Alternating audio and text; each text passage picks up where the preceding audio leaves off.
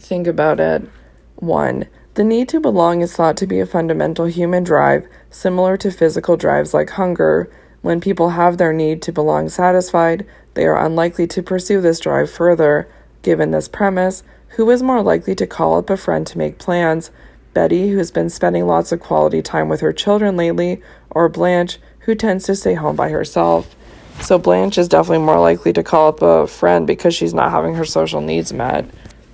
2. Sean and Mitch are just starting a relationship, but they seem to have different expectations about what each one deserves from a romantic partner. Sean thinks that if his partner doesn't treat him extremely well, then that romantic partner is just not worth his time because there are better guys out there. Mitch, on the other hand, has been in several bad relationships and puts up with just about anything from a partner because he's deeply afraid of being alone. How would you describe Sean and Mitch's respective comparison levels and comparison levels for alternatives? What might the consequences of these levels be? So Sean has a high comparison level because he wants his partner to treat him extremely well. Mitch's comparison level is very low because he's used to being treated badly by his partners. And the comparison level for alternatives, well, Sean thinks there are better guys out there if his partner doesn't treat him well, so he thinks other people will treat him better. So he has a high comparison level for alternatives. And Mitch, because he's been treated bad by several partners, probably has a low comparison level for alternatives because it says he'll put up with almost anything. So the consequences of these levels will be, Mitch will probably try to treat Sean extremely well, and Sean will leave Mitch if Mitch doesn't do a good enough job. 3. Jenny feels comfortable relying on and being close to her immediate family members, and she seeks extremely intimate, clingy, romantic relationships, but keeps her distance from her friends, not disclosing much to them or counting on them. How would you analyze her attachment styles? How would you describe her working models? Okay.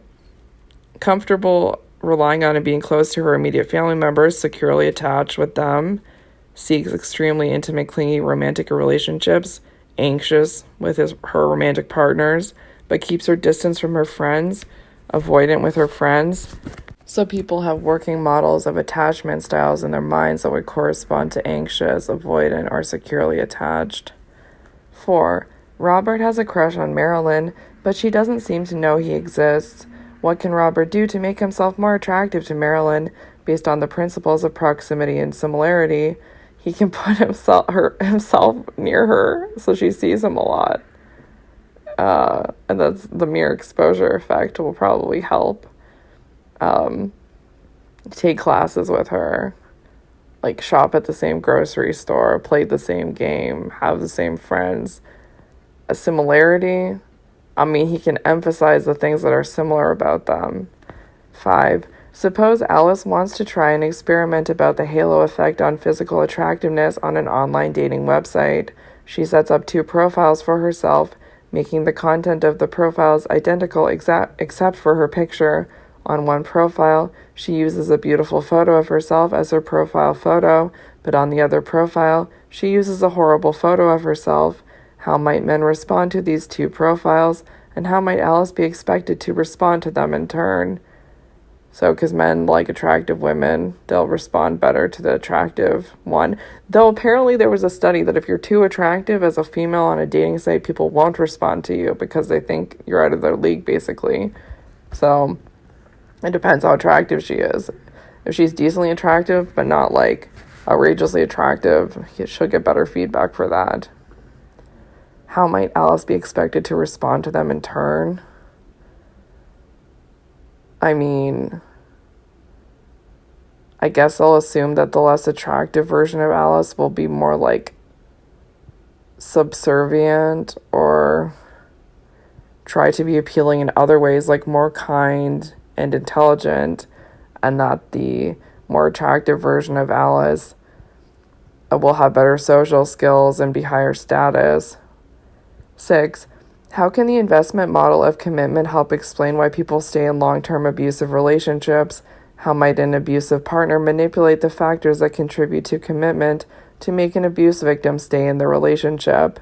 Well, that reminds me about, the stats that women really don't like to leave abusive relationships because of their pets or, and their children similarly. I mean, if you sink a whole life into someone and you don't want to try to do that with someone else, you're more likely to stay because you've built that up.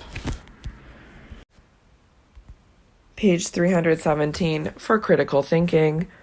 A person directly connected to a lonely individual is more likely to become lonelier in the future. What are some possible explanations for this finding? Well, it could be modeling, right? Like if you see someone being lonely, it becomes a present factor in your life, and then you might tend more in that direction.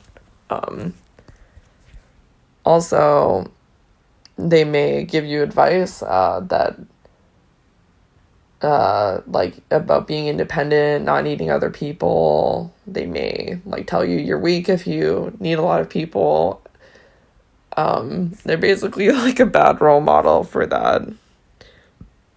And then basically if you're hanging out with them, you're not spending that time hanging out with someone social or pro-social and seeing those attitudes manifested, you're missing out on the opportunity to receive positive modeling. Do you ever use social media to strengthen your existing relationships? Do you ever use social media instead of fostering your existing relationships? What differs between these two uses of social media? Do you ever use social media to strengthen your existing relationships? Yes. Do you ever use social media instead of fostering your existing relationships? I mean, I talk to my in-person friends online. Social media instead of fostering your I mostly just make friends with people online who I don't know in person. I think, it's a time, you invest time in social media where it's passive, stuff like Reddit or looking at memes or something that isn't direct social interaction with an in-person person. I think that's true. What differs between these two uses of social media? Well, if you have a in-person connection to someone, the relationship is just different, and you're strengthening something that you can really manifest in the real world. If you're using social media instead of fostering relationships, well, if it's online people, you can be fostering those relationships.